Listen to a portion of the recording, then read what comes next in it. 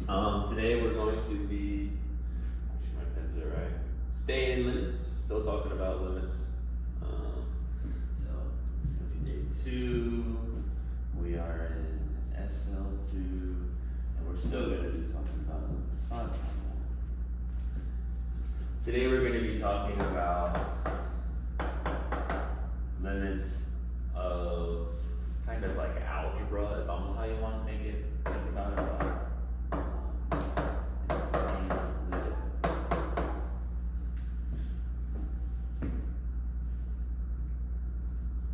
And of course the graph stuff is still limits, but it's just kind of like you look at a graph and you say the answer. This is like limits that require some work, if you know what I'm saying. So of course we already talked yesterday that the limits generically is what we expect. And that doesn't change anytime you're doing limits. If we have a question like the limit as x goes to 5, we're feeling good about this notation. Okay, cool. And then we have a function 3x squared minus 8x minus 7.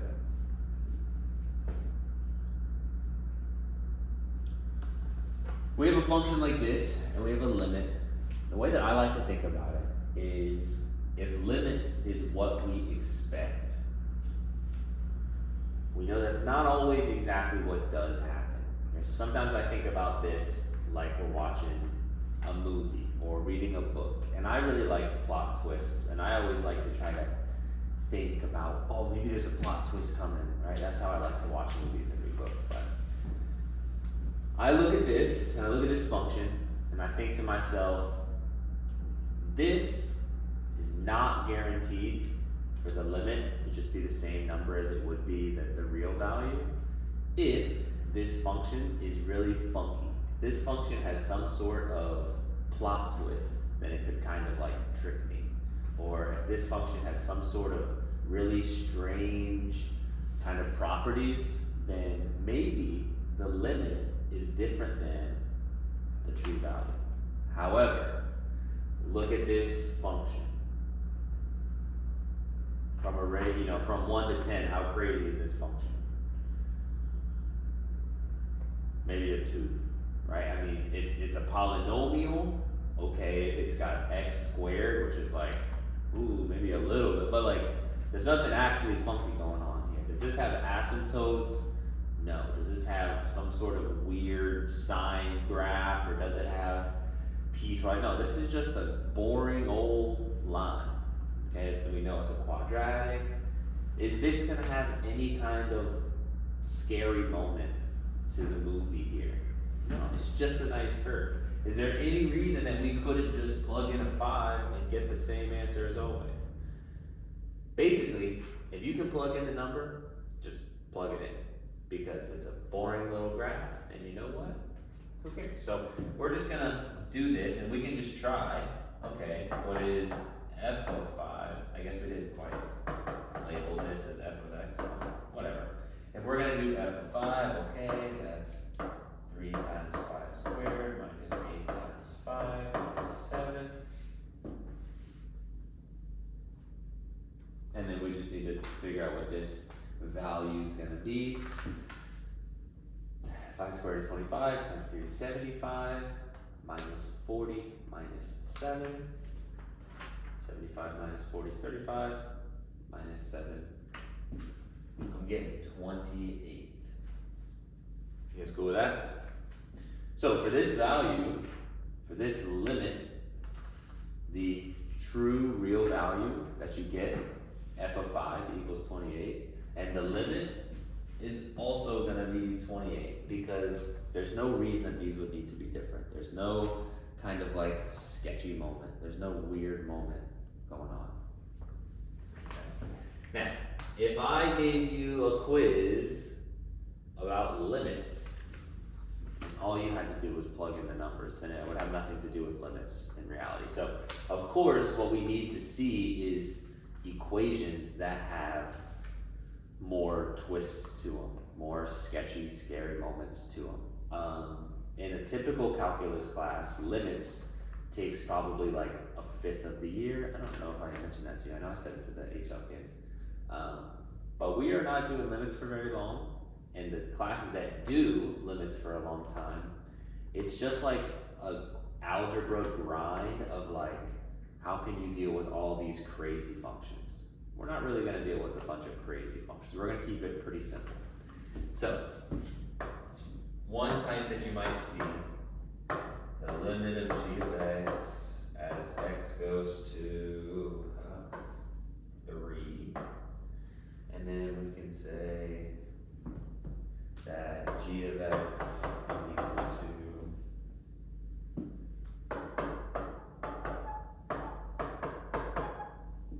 x squared minus 9 over x minus 3.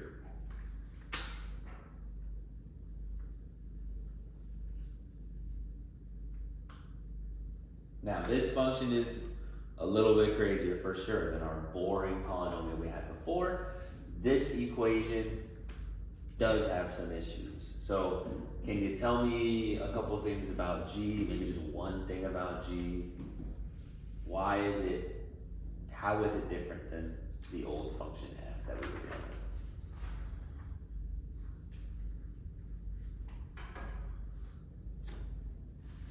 I'm so sleepy this morning. G of x, I'll give you an easy one. It's got a fraction in it. And fractions are fine, fractions are numbers too, but we have a variable in the bottom of our fraction. That means that the bottom of our fraction is going to change, and why is that a problem in math class? Because as that bottom changes, it might change into a 0. And if your bottom is changing and you end up with a 0 denominator, that's a problem. That is going to be a fail, does not exist, that's an issue. In fact, where your denominator equals 0, anybody remember what type of piece of your graph that makes? Little pop quiz moment here, just improving our math skills. If your bottom equals 0, that is a vertical asymptote.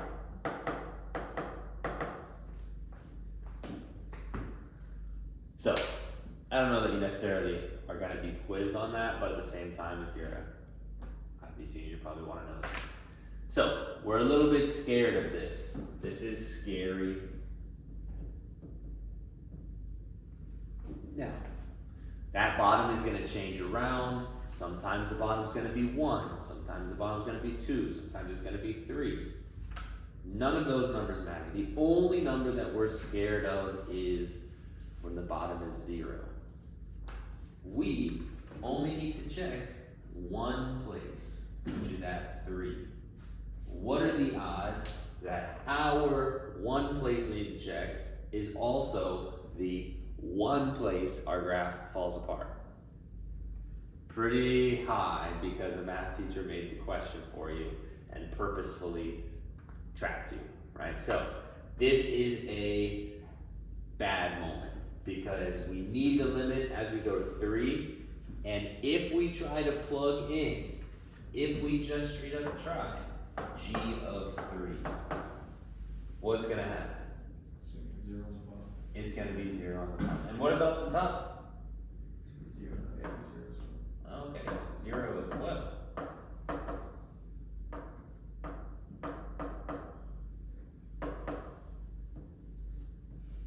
Now 0 over 0 is always kind of a weird thing. Like, people like to argue what 0 over 0 is. Should it be 0? Should it be something even weirder? It's definitely a problem because you cannot divide by 0. So, what we're doing limits analytically is, can you take this function, which is a little bit scary, can you manipulate it or like massage it, and can you change that function so that it's not scary anymore? Can you kind of eliminate that scary piece? So we're gonna look at this, which is an x minus 3 on the bottom, and basically we need to get rid of that. How are we gonna do that? So if you're dealing with fractions and you want to cross something out in the bottom, what do you need? Something to cross out with it on the top. So if we look at the top of our fraction, is there some way we can manipulate that, massage that around so that we could have something cross out? So what are we gonna do? You could divide x squared by x, you should get x. No. So we gotta be very careful. And that is like the summer was 3 days ago answer. So I don't blame that thought at all. We have to be very careful because the x minus 3 has this minus sign there, it is gonna like lock these two things. That's the worst lock ever, but it's supposed to be a lock. That's gonna lock these two pieces together. So you have to be incredibly, you cannot under any circumstance allow yourself to do something like this. Okay, that would legitimately get you laughed out of the IB test, I think. The good news is summer was 3 days ago, so we definitely can't do this. The x and the minus 3 are locked together. They're a binomial pair, which means in the top we need to find the exact same binomial pair. So factor. You're gonna have to be factoring. Basically today is just a day of like factoring. That's probably the hardest skill, and it's an algebra 2 skill. Technically we even did this problem in algebra 1, but factoring. How do we feel about factoring? Do we need a factoring review? Is that a no, we don't need a review, or a no, it's not good? We need a review. Okay, sweet. So how do we do it x squared? My son. X minus 3 and then x plus 3. Perfect. X minus 3, x plus 3. I don't know if this is like mega easy, you guys are bored. I'm trying to get some feedback and it seems like we're, so this is hopefully factoring, no problem at all. I like that. Now we have x minus 3, x minus 3. Now we can do this. I don't know if that is what you meant when you say cross off the x, but again, we gotta make sure that we have those locked binomial pairs and we don't try to go just for the x. Now, we have basically simplified and reduced the limit as x goes to 3, and instead of g of x being the whole thing, the only thing left is x plus 3. Now, can we plug in the 3 to that? Yes, so now it's just a simple, easy, boring equation. In fact, this is the easiest function we've seen all day. A nice linear equation with a slope or gradient of 1 and a y-intercept of 3. So just plug in the 3, and the answer, limit as x goes to 3, is just 6. So that 6 kind of comes out of nowhere when it comes to looking at the original. However, you gotta look at it. I'll be honest with you, the bottom is probably gonna have a problem. The bottom is probably gonna need to be eliminated. So look at the top, probably factor, find that piece up top, cross them out, and then plug it in. That's like the general flow of these pretty easy limit questions. I'm gonna talk just for a second about why we are allowed to do that. Again, just kind of testing your overall math knowledge. We talked about this, that the bottom equals 0 is making a vertical asymptote. And so if we had a function that looked like this, it would make a vertical asymptote at +2, and that would be a huge problem because vertical asymptotes make your graph look like this. And those graphs do not have limits at all. Those are do not exist graphs. Our graph, I said when the bottom is equal to 0, it makes a vertical asymptote, but our graph didn't have this issue because our graph was able to be kind of canceled out. So, if you have something like this, different letter, x minus 2, x minus 2, and this is x plus 4.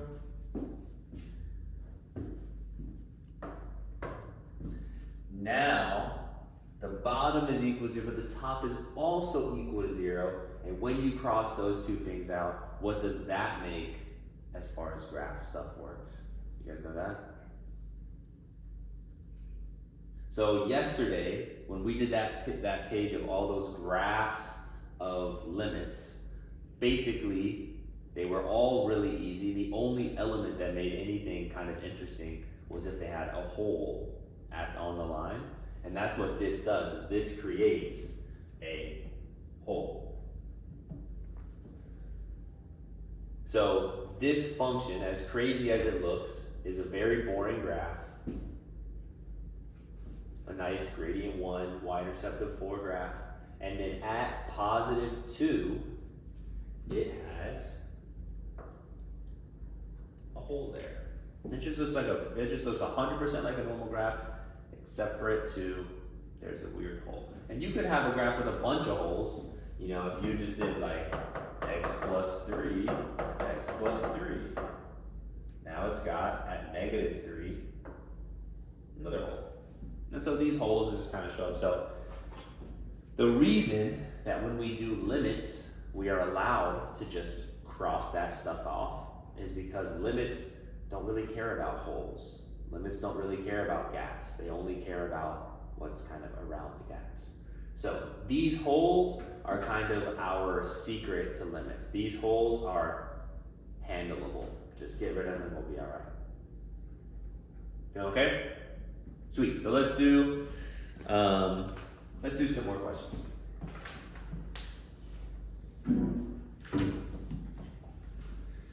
Let's say we've got the limit as x goes to 2 of x minus 2 over x squared minus 8x plus 12.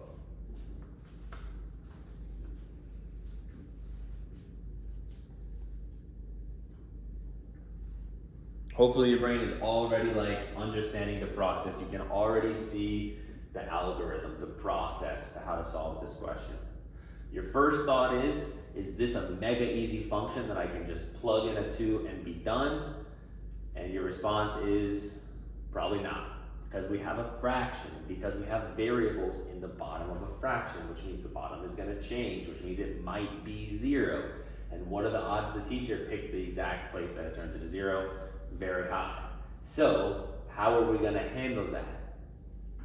This one looks a little bit different, but we still know we need to factor. So let's factor it. Who's got the factoring? X minus 3, x minus 6. Right. The other thing that's really nice about this is that, oh wait, there's double parentheses that. You pretty much know that one of the factors is probably x minus 2. So like, I'm even secretly giving you half the factoring. So these factorings should be pretty easy and nice. This stuff crosses off exactly like we wanted. So what is our new function here? 1 over x minus. Good call. I know it's pretty easy, but I didn't want to give you that one for free. Make sure that the x minus 6 stays as a denominator, x minus 6. It does not get to come to the top for free. And so now, can we plug in this 2? Yes. When we plug in this 2, what do we get? 1 over negative 4. Right. 1 over negative 4. Just a general kind of math thing. It's kind of like math grammar. If you have, let's say, 4 options here. These are all fractions. You got 1 over negative 4. You got 1 over 4 with a negative on top. And you got 1 over 4 with a negative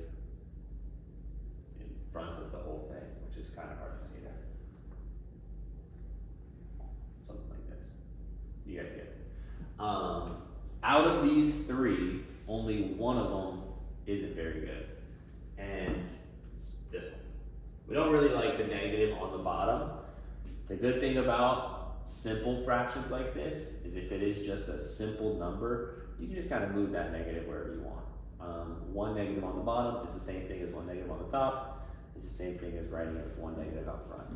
So maybe a little bit better if we just write it like this. And that's because we like our bottoms to be really nice and simple. And negatives are just kind of ugly when they're in the denominator. Cool. So, negative 1/4. Pretty easy still. Hope so. Nice. Sounds good. Now let's talk about this just for a second. Our function here still has a bit of a problem, right? This function, different from the last one we did, had a quadratic in the bottom, a power 2 polynomial, which means we were able to split it into two binomials. This binomial is still an issue. It still is a place where our denominator could be 0, but it's at a different place. We only care about this value of 2. If there was a different question in an alternate universe that said the limit as x goes to 6 of this, we would just be kind of screwed. There's no way to simplify this. There's no way to cross it out. There's no way to get rid of it. So this would be D&D. It does not exist.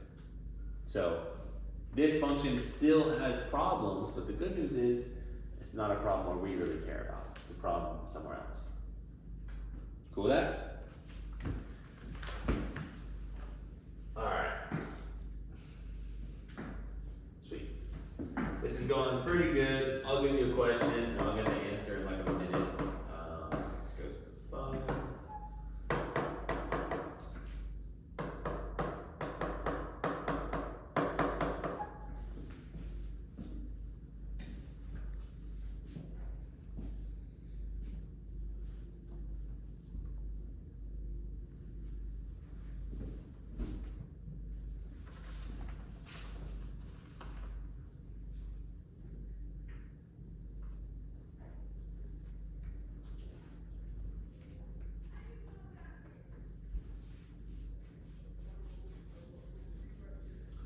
Anybody got an answer?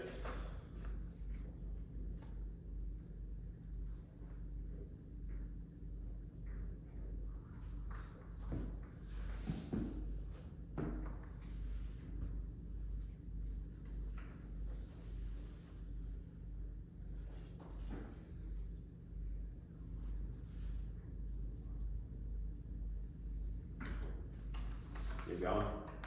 What do you got? I have 1 over 10. We agree? Sweet, 1 over 10. It's 1 over 10, right? We're gonna factor this, x plus 2, x plus 5.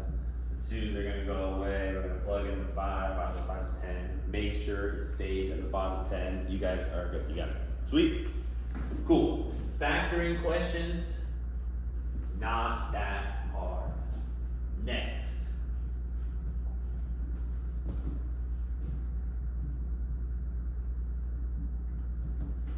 Piecewise, a little bit terrible handwriting there.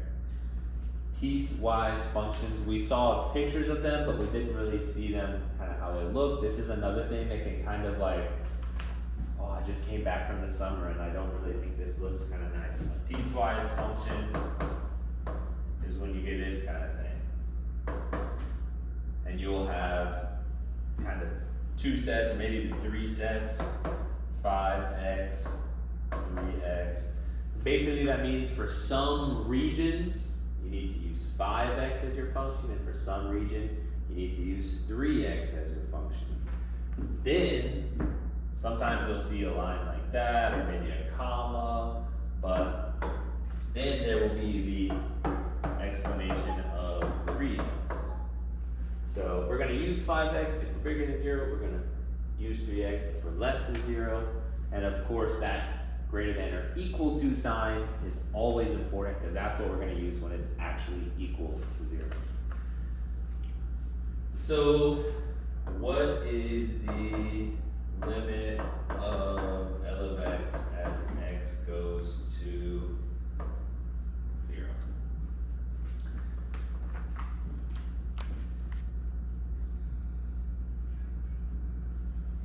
So this is, again, the same process as going through our head. Basically, can we trust this function, or could this function kind of have a diabolical twist, or maybe a very strange moment, or could it have some sort of weird interaction? We saw before, if your bottom is 0, that's a problem. With a piecewise function, what issue might you have? So a piecewise function tells us that at one point we need to use one function, at another point we need to use another. So I'm just gonna draw, this green is gonna not show up very well in the dark, but this is a piecewise, right? We got a green here, we got a green here, something like that, right? It's two different functions, and then this is where they kind of meet in the middle. What might be a problem with a piecewise function is, what if it looks like this instead? That's going to be a problem. We're not going to be continuous there. We're not going to have a limit there. It's just going to be a big problem. So our issue is, do they agree? Do the left side and the right side match together? Do they meet? Okay? Now, where is it important for us to check that? Right? Like, here's one graph, here's another graph. Do I need to be evaluating the point over here? No. Do I need to be checking out what's happening right here? No. There's one place that I need to check if they meet, and it's right where all the drama happens. So, for this question, where does the drama happen? Right at 0. And so, we want to plug 0 in to both of these equations and kind of see what we get. Now, obviously, I've made this question mega easy here. When you plug in a 0 to the top one, what do you get? 0. And when you plug 0 into the bottom one, what do you get? 0. So do these meet together? Yes. Do they agree? Yes. Awesome. This graph, here's 0. They both meet right there. It says when x is bigger than 0, we should use 5x. It says when x is less than 0, we should use 3x, which is also pretty freaking steep, but just not quite as steep.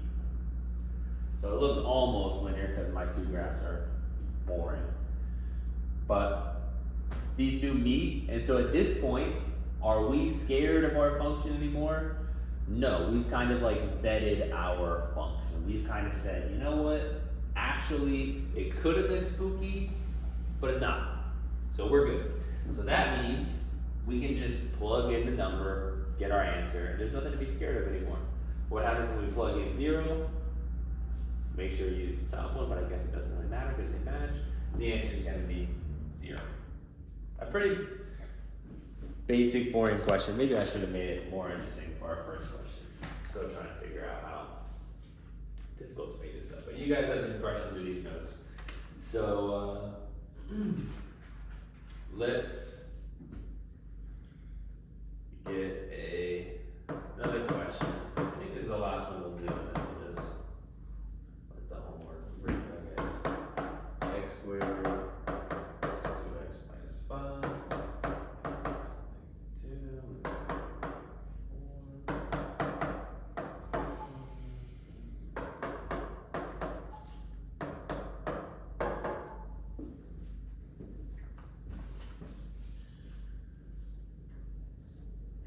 All right, so we got a little three-piecer going on.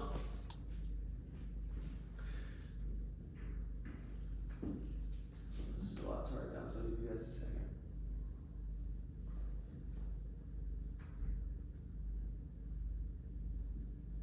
You guys tell me, what do you think that the question is going to be? What is the question going to say?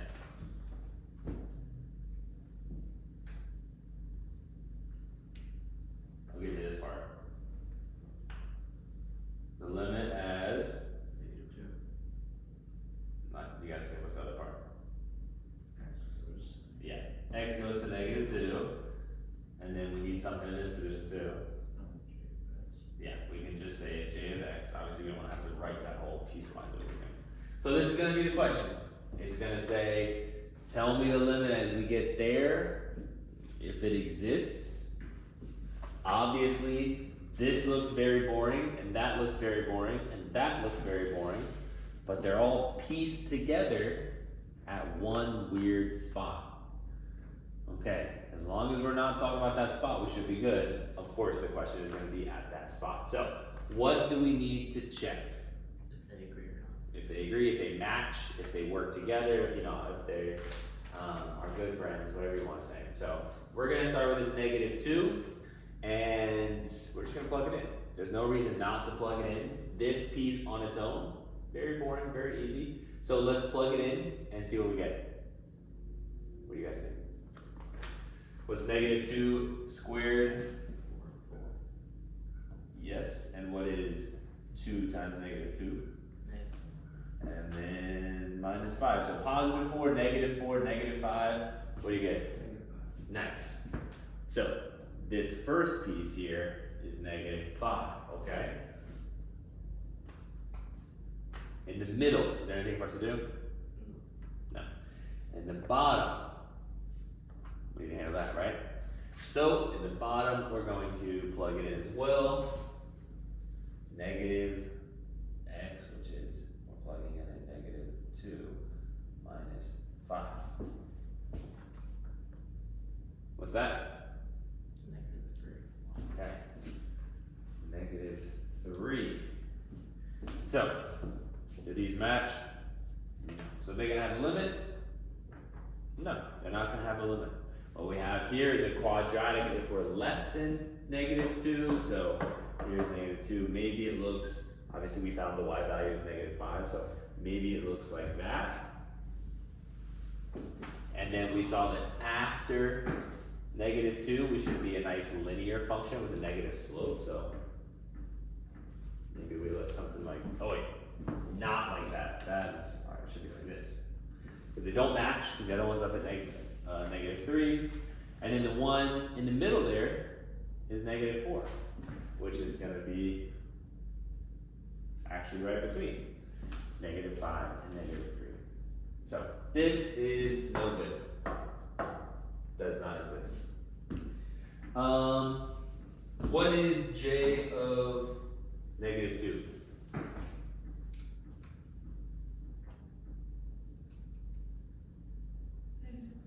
Yeah, it's right here, right? Boom, easy. -4, nice up there. How about this? What if we wanted to do the same stuff here? Okay, I'm gonna go ahead and erase what we've got.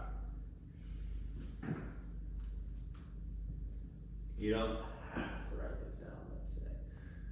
We'll erase this part. So let's say we're working with this, and our task is to make sure that limit of j of x as x goes to -2 is equal to -5. Right now, that's not the case, but what can we change for our problem to make that happen?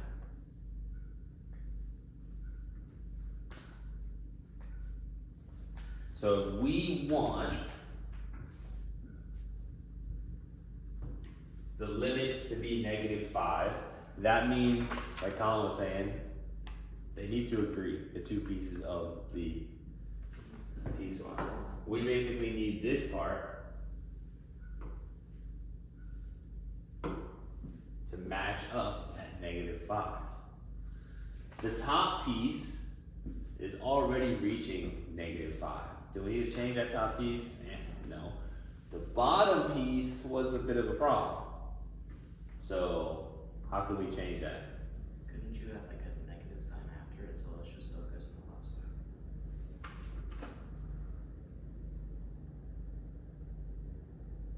Put a negative sign over here. Limit equals -2, like a small negative sign, so you're just worried about the plus. Oh, okay, okay. So this is Yeah, so this is making the question like a one-sided limit. That is a very, I love the way that is because my brain does not work like that. That is great, yeah, this would be true. But instead, I don't want to change this. This is locked. I want to change this part up here in order to make it so that we do work. So, do I want to edit this part? No. Do I want to edit this part? This middle part? Not really. Because I don't really care what happens to x. What I do want to change is this part. What happens after x? Like I showed you over here, I can move this piece around. And honestly, this piece right here, I don't care where this thing goes. That's not affecting my limit at all. Like that can go way up here, who cares? So how am I going to change this bottom to make them match up?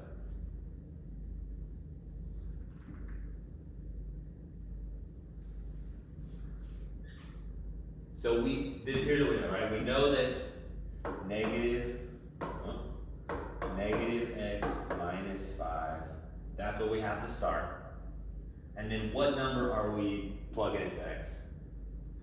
-2, and that's going to have to stay the same, right? We're not able to change that, we have to check -2. So we've got negative 2. So that part's going to stay the same for sure. And right now, that is equaling to -3. But that's our problem. We want to change that around. We want to make this a -5. We can't change the -2.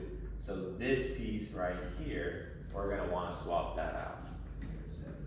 So we can change it for something else. This is going to be a +2, so we're going to need a -7, like you said. We need to